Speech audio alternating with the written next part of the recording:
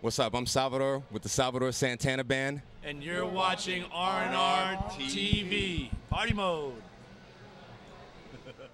Good. Hello, my name is Jose Espinoza. I'm the saxophone player and percussionist of the band. Hi, I'm Woody Applenaup. I'm the guitar player in the band. My name's Tony Austin. I'm the drummer for the Salvador Santana Band. And I'm Salvador Santana, and I'm the keyboardist, singer, and rapper for the Salvador Santana Band.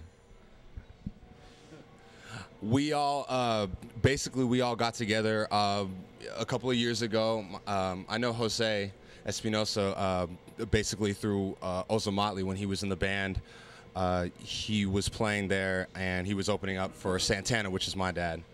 One tour, and that's how we got affiliated and connected. And also, I went to California Institute of the Arts, as well as these gentlemen here. We all went at different times, but we got affiliated through going to the same school together.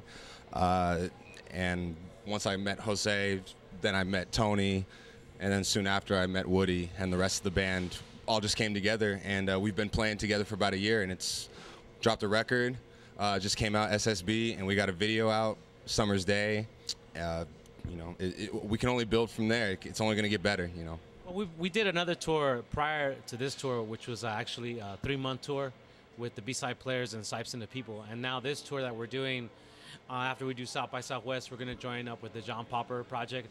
And we'll be out in Colorado for about a week and a half towards the end of this month. And then after that, we're going to join up with Galactic and also Del Sol. We're doing some dates with them throughout the Southwest.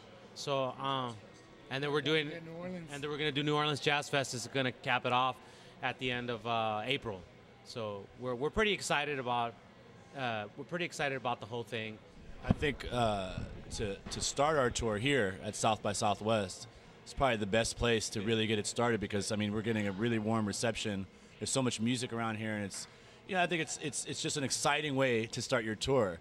To be in the heart of where a lot of good music is going down, and it's definitely very inspiring, and it's a good send off because we're going to be gone for almost 2 months, and you know it's a good memory to have, you know, in your mind as you're going to like maybe the slower shows or maybe like you know areas that aren't as cool. And you're like, well, at least we did Austin, and that was really cool, you know. So, well, if you listen to our music and if you listen to the CD and if you watch us live, one of the things that's immediately evident is that we do a lot of cross-genre songs. A lot of our songs are like, you know, salsa mixed with hip-hop, mixed with R&B, mixed with reggaeton, mixed with reggae, mixed with all kinds of stuff. You know, some of our songs are in Spanish and then English as well. So our music is very universal and very versatile. And that's kind of how our band kind of shaped together. So when you talk about, you know, crossing jazz and rock, we're like, yeah, that's a hit. That's the music. It sounds like a hit to me, you know. You know, it depends. We're a jam band as well as, you know, a group that likes to come across like we have hit songs as well, you know. As much as we like to touch upon the lyrics and as important as the lyrics are, it's all about the music too. And the other members in the band too that weren't able to make the interview, we all bring something unique to the table musically, you know, both on and off the stage, and that's why I'm so grateful to have this group. There might be a few, you know, I'm just gonna say you might want to come to the show so we can surprise you a little bit. But one off the top of my head is, you know, we definitely like to do some Billy Cobham, you know, drummer from the Mahavishnu Orchestra. We got a couple tunes from him. Some Herbie Hancock you'll hear. You know, we like to throw in all kinds of stuff, and when we solo sometimes, I know these guys like to quote different songs and different ditties, you know. We just like to have fun. As long as we're having fun up on stage, people most of the time will be having fun in the audience. And again, to answer earlier question, we love to jam. We'll do a 20-minute, we'll take a song, do 25 minutes if we need to. However, sometimes the sets require us to play very short, you know, so we gotta just boom, boom, boom, be in and out, you know. We're always writing. You know, sometimes times on the bus we'll jam out, come up with an idea, and like start developing that, and then we'll try to put that in the bank and save it for later. And you know, when we get time to really start, you know, doing up the tracks, you know, we'll have some stuff in the bank we can pull out. You know.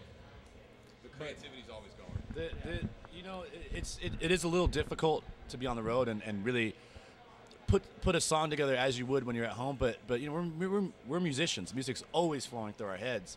And we're all very highly trained musicians as well. We're all studied and have a lot of a lot of background in writing music and so I mean I can walk down the street and hear like a little melody coming out of one of these clubs and like it's gonna stay in my head the whole day, and then it'll turn into a song later on. So I mean, songwriting isn't necessarily like, okay, I'm gonna sit down now and write a song. It's just being open to the stuff that's, at least for me, I mean, it's being open to the stuff that comes in your head. Spontaneous. And being spontaneous. And some of the greatest songs are spontaneous ones, things that just sort of spontaneously sort of land in your head. Actually, the song that's the single, "Summer's Day," we actually came up with that in the studio, and I was just playing like a little chord progression on the Fender Rhodes, and then all of a sudden, like we were like, that sounds like a good jam, and then we ended up coming up with "Summer's Day." Oh yes, basically, I wrote that song, "Me and You," when I was in high school, influenced by heavily by Ozzy Motley's record, the "Embrace the Chaos," that came out, or whenever time period that was, and.